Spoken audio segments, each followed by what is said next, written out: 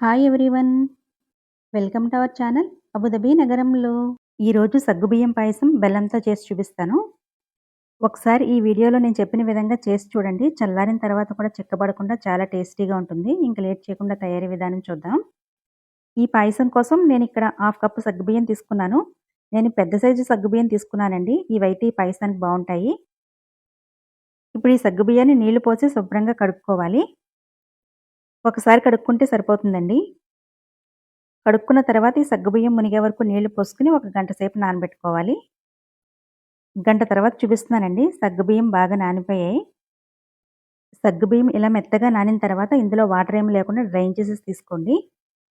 ఈ సగ్గుబియ్యాన్ని కాసేపు పక్కన పెట్టేసుకుని ఇప్పుడు స్టవ్ ఆన్ చేసుకుని ప్యాన్ పెట్టుకుని అందులో 2 కప్పులు నీళ్లు వేసుకుని మరిగించుకోవాలి.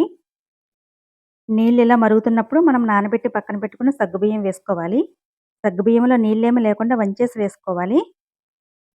సగ్గుబియ్యం వేసుకున్న తర్వాత ఫ్లేమ్‌ని మీడియం ఫ్లేమ్‌లో పెట్టుకుని గరిటెతో ఇలా కలుపుతూ ఉడికించుకోవాలి. ఇవి నానిన సగ్గుబియ్యమే కాబట్టి చాలా త్వరగా ఉడికిపోతాయి. 3, 4 నిమిషాలకి సగ్గుబియ్యం ఇలా కొంచెం ట్రాన్స్‌పరెంట్‌గా అవుతాయండి. ఇలా అయిన తర్వాత ఇప్పుడు ఇందులో పాలు వేసుకోవాలి. రూమ్ టెంపరేచర్‌లో ఉన్న పాలు 2 కప్పులు వేసుకోవాలి. డైరెక్ట్‌గా ఫ్రిడ్జ్‌లో తీసిన పాలు వేసేయొద్దండి. కొంచెం వేడి చేసుకొని వేసుకోండి. పాలు వేసుకున్న తర్వాత గరిటెతో కలుపుకుంటూ మీడియం ఫ్లేమ్‌లో 4, 5 నిమిషాలు ఉడికించుకోవాలి. సగ్గుబియ్యం పాలల్లో ఇలా పైకి తేలుతున్నాయి కదా! ఇలా పైకి తేలితే ఉడికిపోయినట్లే. ఒకసారి చెక్ చేసుకుందాం.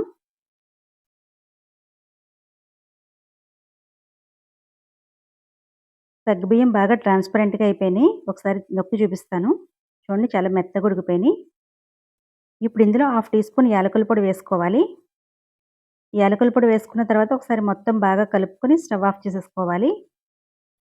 స్టవ్ ఆఫ్ చేసేసిన తర్వాత 1 కప్పు బెల్లం వేసుకోవాలి. హాఫ్ కప్పు సగ్గుబియ్యంకి 1 కప్పు బెల్లం సరిపోతుందండి.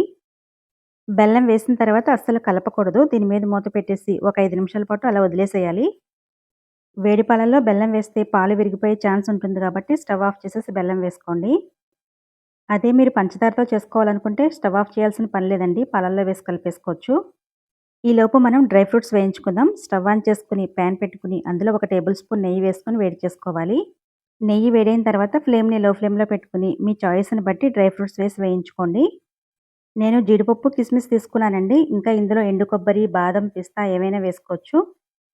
వేగిపోయిన తర్వాత స్టవ్ ఆఫ్ చేసేసుకొని పాయసంలో వేసి కలుపుకోండి. బెల్లం పాయసంలో కలిసే విధంగా బాగా కలుపుకోవాలి. పాయసం కన్సిస్టెన్సీ ఈ విధంగా ఉండాలండి. ఇలా ఉంటే చల్లారిన తర్వాత కూడా గట్టిపడకుండా ఉంటుంది. ఇంతేనండి, బెల్లం సగ్గుబియ్యం పాయసం రెడీ అయిపోయింది. నేను పూర్తిగా చల్లారిన తర్వాత బౌల్‌లో వేసి చూపిస్తున్నానండి. బెల్లం వేసి చేసే పాయసం బాగా పల్చగా లేకుండా, చిక్కగా లేకుండా ఈ కన్సిస్టెన్సీలో ఉంటే టేస్ట్ బావుంటుందండి. ఇది చాలా హెల్తీ రెసిపీ కదా! నచ్చితే ఒకసారి తప్పకుండా ట్రై చేయండి. ట్రై చేసిన తర్వాత ఎలా వచ్చిందో కామెంట్స్‌లో తెలియచేయండి. అలాగే ఈ వీడియో నచ్చితే లైక్ చేసి, షేర్ చేసి మన ఛానెల్‌ని సబ్స్క్రైబ్ చేసుకోండి. Thank you for watching.